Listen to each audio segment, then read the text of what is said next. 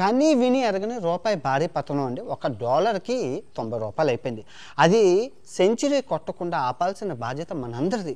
దేశం అంటే మట్టి కాదు, దేశం అంటే మనుషులా అన్నారు. సో ఇదందరూ మన రెస్పాన్సిబిలిటీ. లాస్ట్ ఇయర్ $85 ఉంది, అప్పుడు ఇలాగే చెప్పారు. బిఫోర్ లాస్ట్ ఇయర్ $70 ఉంది, అప్పుడు ఇలాగే చెప్పారు. ప్రతి ఇయర్ ఏదో సొల్లుకబులు చెప్తున్నారు కానీ పరిష్కార మార్గాలు ఎవరు చూపించట్లేదు. నేను పరిష్కార మార్గాలతో మేము ముందుకు వచ్చాను. పూర్తిగా వీడియో చూడండి, ఫస్ట్ ఒక లైక్ కొట్టండి. ఇప్పుడు మనం భారతీయులు ఎక్కువగా ఈ డాలర్ ఎందుకు ఖర్చు పెడుతున్నాము, ఎక్కడ ఖర్చు పెడుతున్నాము? 3 విషయాల్లో మన భారతీయులు ఎక్కువగా ఈ డాలర్ని ఎక్కువ ఎక్కడ వాడుతున్నాము? దిగుమతులు ఎక్కువ చేసుకుంటాం. మనం అమ్మేది తక్కువ, కొనుక్కునేది ఎక్కువ. సో కొనుక్కునే విషయంలో ఈ డాలర్ వాడుతున్నాం. సో దానివల్ల మన రూపాయి అయితే క్షీణిస్తుంది. మనం ఎక్కువగా ఎక్కడ స్పెండ్ చేస్తున్నాము? ఫుడ్ విషయంలోని, రైట్, తర్వాత బంగారం విషయంలోని, ఆ తర్వాత ఆయిల్ విషయం. ఈ 3 మనం కంట్రోల్ చేయగలిగితే సగం మన రూపాయి అనేది క్షీణించడం ఆగిపోతుంది. ఇప్పుడు ఫుడ్ విషయం చూసుకుంటే పొద్దున్న తింటాం, మనం పొద్దున్న బాగా తింటాం, మధ్యాహ్నం కూడా తింటున్నాం, ఆగం ఎక్కడన్నా. సాయంత్రం ఈ పానీపూరీలని, సమోసాలని, బొంగు భోషణాలు, టాయిలు, ఏదైనా బిస్కెట్లు గట్టాను. ఇంకా రాత్రి మనం డిన్నర్ తింటున్నాం. ఇప్పుడు ఈ మధ్యన కొత్త ట్రెండ్ అర్ధరాత్రి 2:30 గంటలకే తింటున్నాం. అంటే 5 పూటలు మనం తింటున్నాం. 5 పూటలు మనం స్పెండ్ చేస్తున్నాం.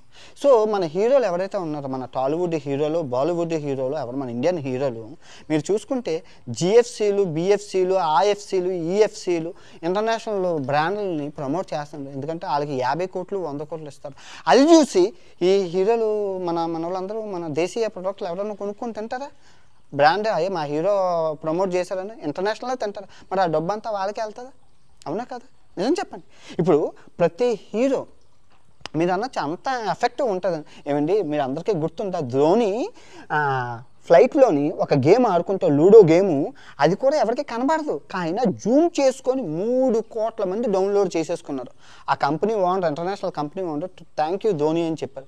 ఇన్ఫ్లుయెన్స్ అనేది హీరో చేస్తే ఫాలో అయ్యే ఏంటి, బాటిల్ చెదగొట్టుకొని రక్తాలు కోసేసుకున్నారండి. ఇప్పుడు హీరో షాప్ పెట్టాడంటే ఎందుకు కొనుక్కోరండి?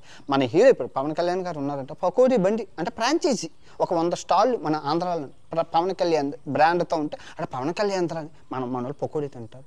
ఆ తర్వాత అల్లు అర్జున్ గారు చెరుకు రసం జ్యూసు, హెల్త్ ఎంత మంచిది, ఏదో జ్యూసు అరే అల్లు అర్జున్ ధర మనోడు ధర మన ఫ్యాన్ రా, మెగా ఫ్యాన్ అంతా తాగుతారు.